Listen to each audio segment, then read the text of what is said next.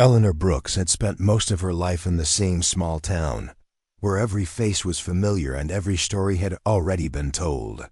She was a retired librarian, known for her gentle voice and meticulous way of arranging things, whether it was books on a shelf or flowers in her garden. People respected her, even admired her independence. After losing her first husband years earlier, she lived quietly, rarely traveling beyond the county line.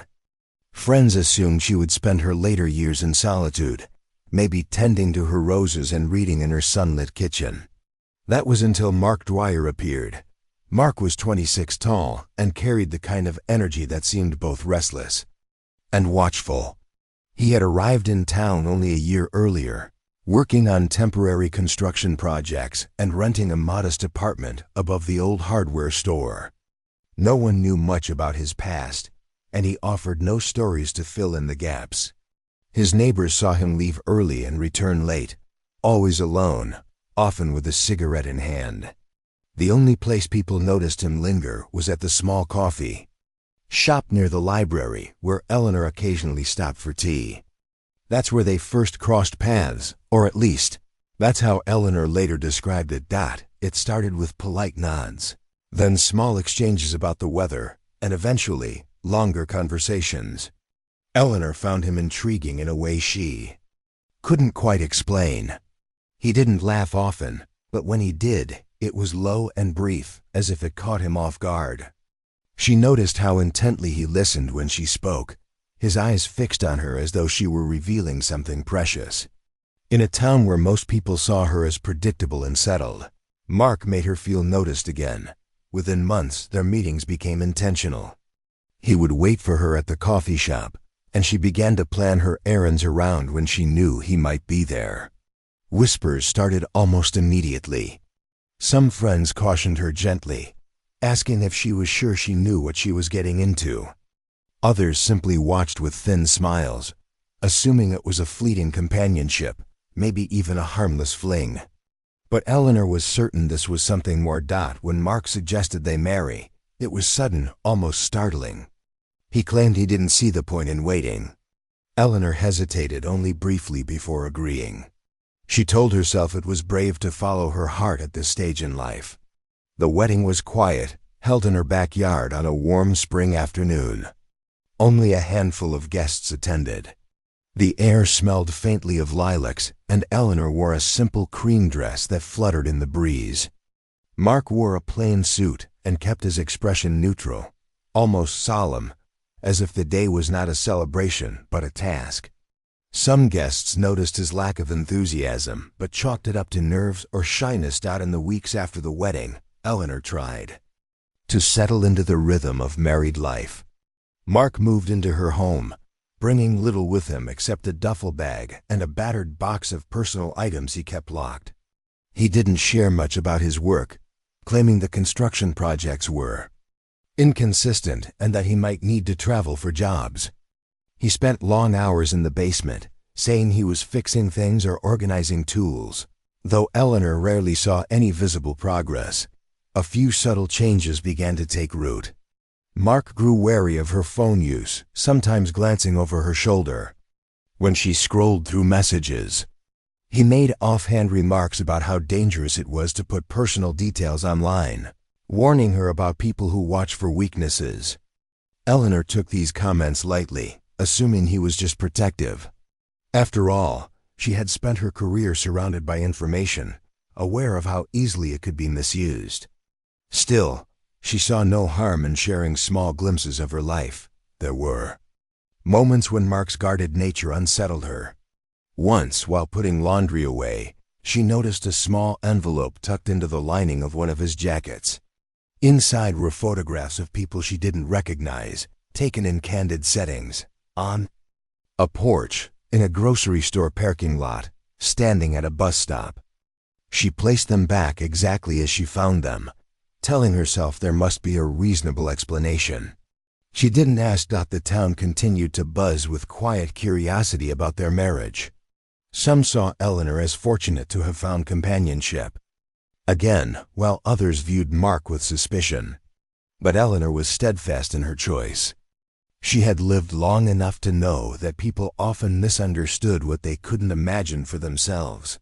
In her mind, the best way to prove them wrong was to live happily and without apology. What she didn't realize was that Mark's wariness of the outside world was more than simple caution. It was rooted in a deep and dangerous fear. Every passing day, his mistrust sharpened, as though something invisible was creeping closer. Eleanor had no way of knowing that the life she thought she was building with him was already under the weight of secrets heavy enough to break it apart. The morning was calm, the kind of crisp autumn day where the air felt cool but the sun cast a gentle warmth through the windows. Eleanor sat at the kitchen table with a steaming cup of tea, her phone resting beside her. She had been scrolling through old photographs, reminiscing about the day she married Mark. Though the ceremony had been small, the memory felt important, and she decided to share a single image on Facebook. It was a picture taken just after they exchanged vows, Eleanor holding a small bouquet, smiling in that unguarded way she rarely did, while Mark stood beside her with a stiff, unreadable expression. She thought nothing of it, adding a short caption about being grateful for love, and pressed post. Within an hour, notifications began popping up. Old friends she hadn't spoken to in years left comments. Some were congratulatory, others laced with polite surprise. A few asked questions about how they met, when the wedding had happened, why she hadn't mentioned it sooner. Eleanor read through them with a faint smile, pleased that people were taking an interest. But upstairs, Mark had seen the post, and his reaction was nothing like hers. From his office chair, he stared at the image on the screen, his jaw tightening. He clicked through the comments, reading each one as if they were coded messages. To him, the smiling faces and playful remarks didn't feel harmless.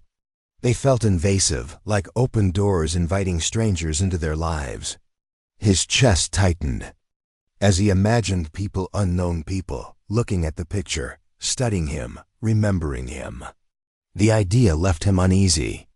He stayed in that chair far longer than Eleanor realized, the glow from the screen casting hard shadows across his face. By the time he came downstairs, his demeanor had shifted. His movements were slower, his voice quieter, his eyes following Eleanor more closely than usual. He didn't mention the post directly at first, only asking in a casual tone whether she had been busy online that morning. When she nodded and mentioned the photograph, his lips pressed into a thin line. He reminded her of the dangers of oversharing, repeating some of the warnings he'd given in the past about strangers taking advantage of personal information.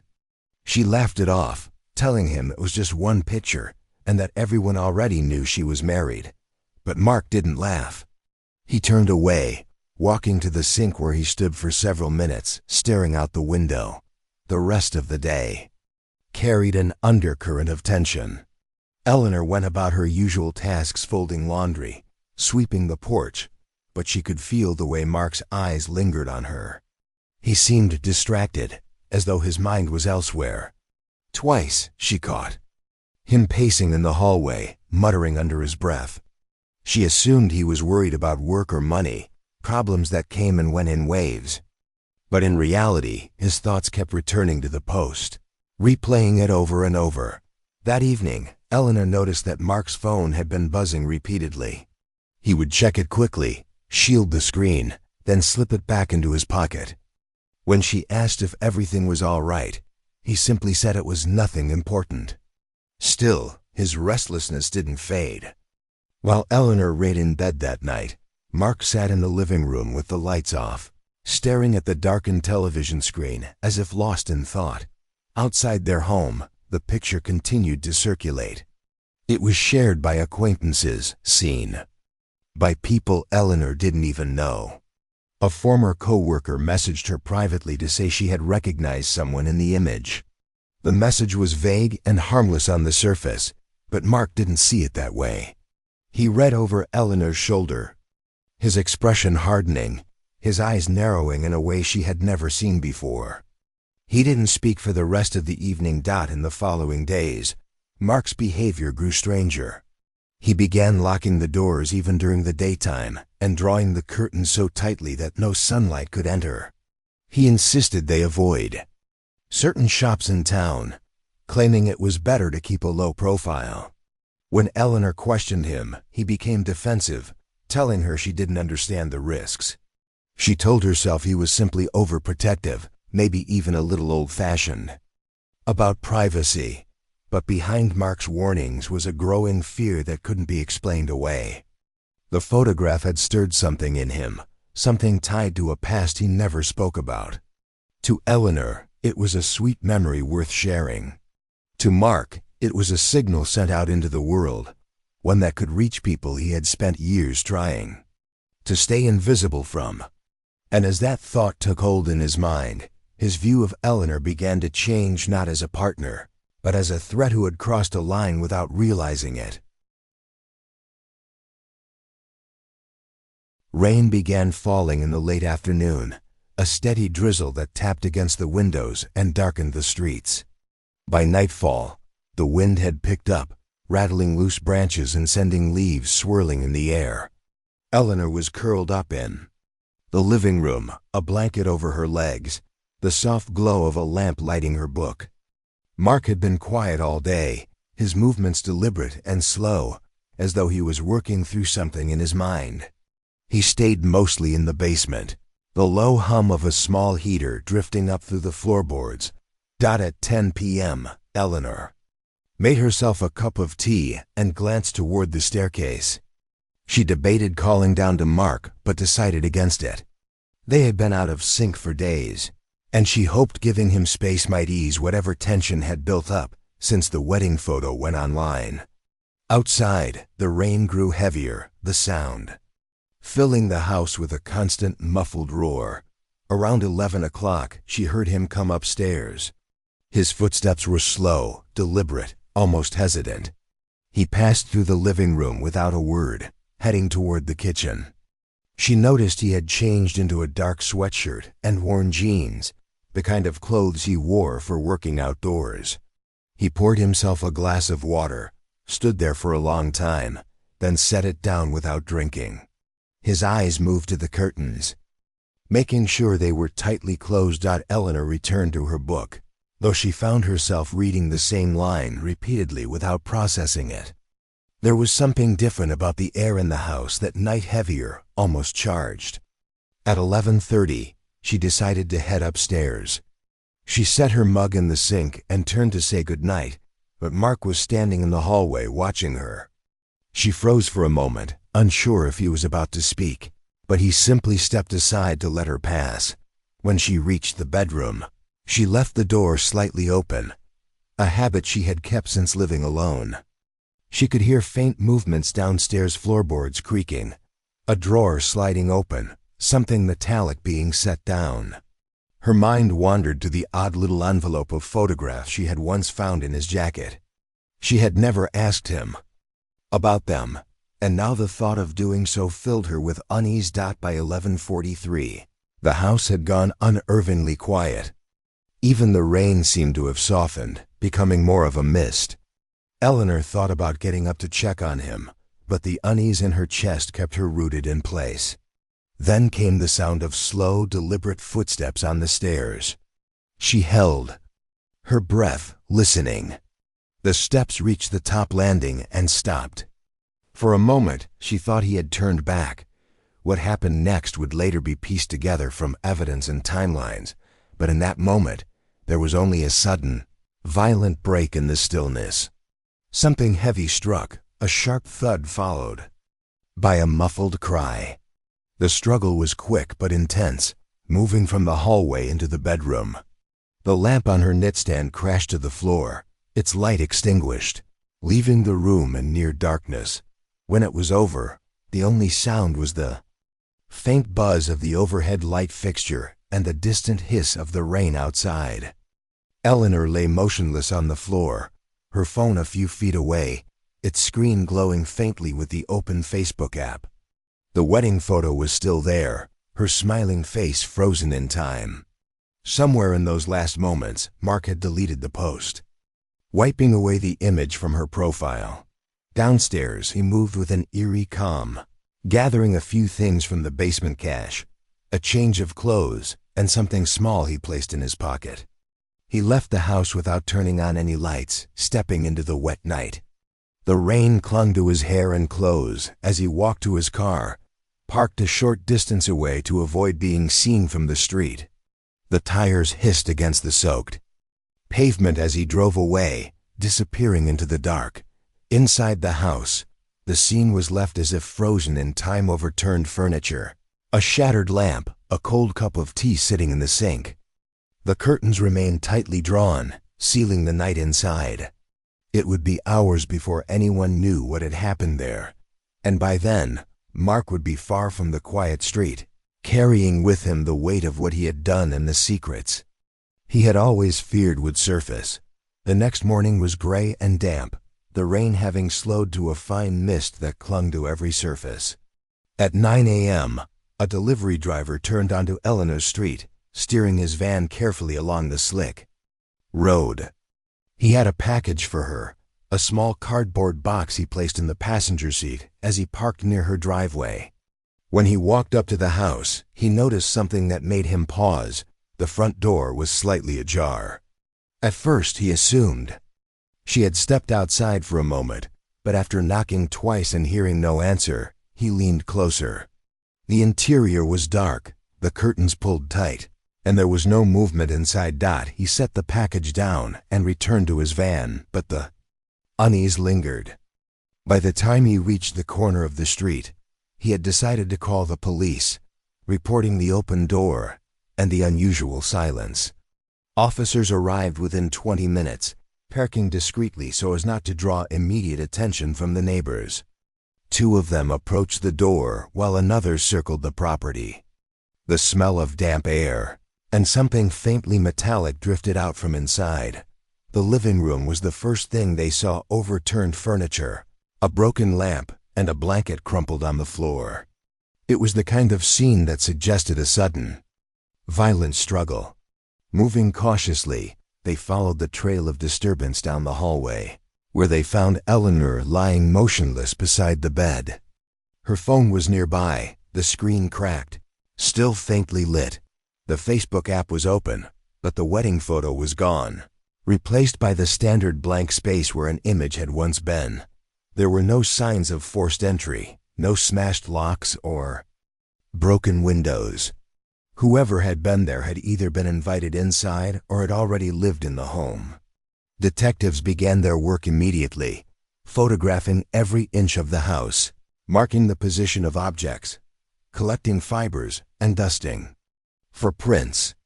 They noticed how every curtain had been drawn shut and how the basement door stood open, revealing a workspace cluttered with tools, old papers, and a single locked box sitting on the workbench. As they pieced together the likely sequence of events, neighbors were questioned. Several reported hearing footsteps and faint noises late at night, though no one had seen anything unusual outside. One woman recalled walking her dog around midnight and noticing that the front curtains, normally left open, had been closed tightly. Another neighbor said she had seen Mark's car parked in the driveway earlier in the evening but couldn't say when it had left. The timeline began to take shape. Eleanor had last been active on Facebook shortly after 11 p.m., when a friend commented on her wedding picture and she liked the post. By morning, the picture was gone, and no one had heard from her. A search for Mark was initiated almost immediately. Officers visited his workplace, only to learn that he hadn't shown up in several days. Surveillance cameras from nearby roads were checked, revealing his car traveling toward the edge of town around midnight, but no footage showed where he went next. Later that afternoon, his abandoned car was discovered on a dirt road several miles outside the city limits. The driver's seat was pushed back as if someone taller had been in it, but the rest of the vehicle was mostly clean, save for a few muddy footprints on the floor mat.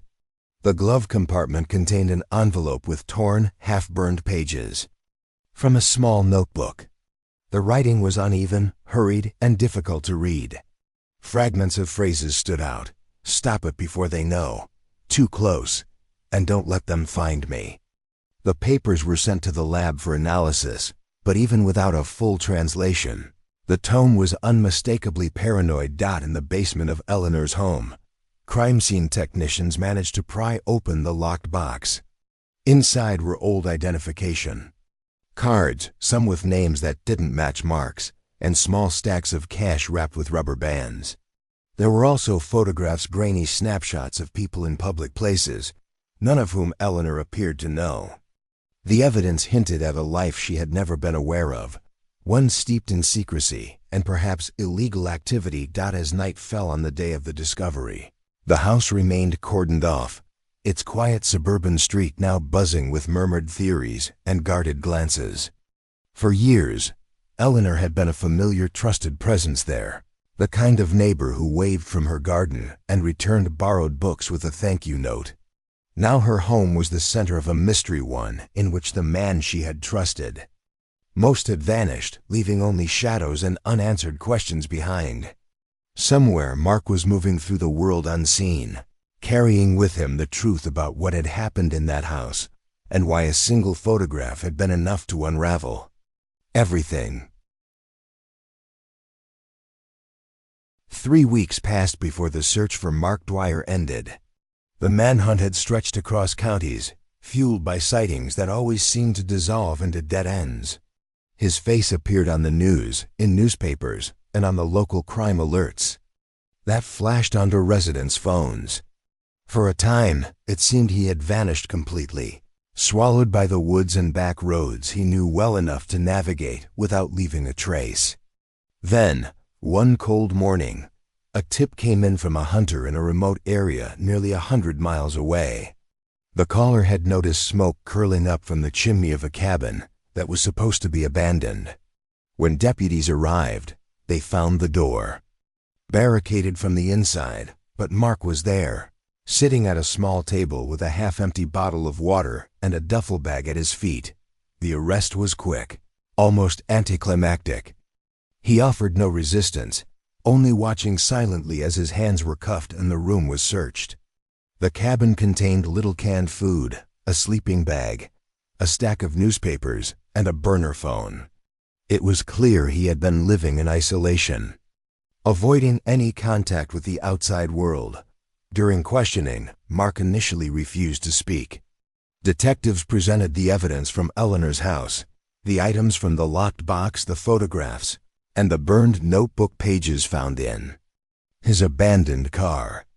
For hours he sat unmoving, staring at the table in front of him. It wasn't until they mentioned the Facebook post that his expression shifted.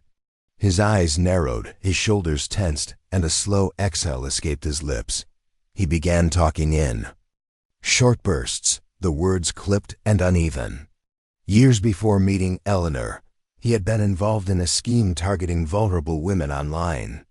Using false names and fabricated stories, he gained their trust, sometimes stealing money, other times collecting information he could use for leverage.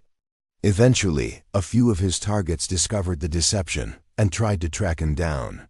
He changed towns, changed jobs, and erased as much of his past as possible. Meeting Eleanor had been, in his mind, a second chance, a way to disappear into the life of someone who seemed safe, far removed from his previous world. But the wedding photograph had shattered that illusion. It wasn't just the public exposure that unsettled him, he explained. It was the possibility that someone, somewhere might see the image and recognize him.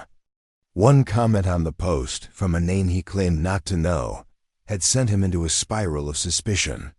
In his mind, the post had drawn a line directly back to the people he feared most, the ones he believed had been searching for him for years.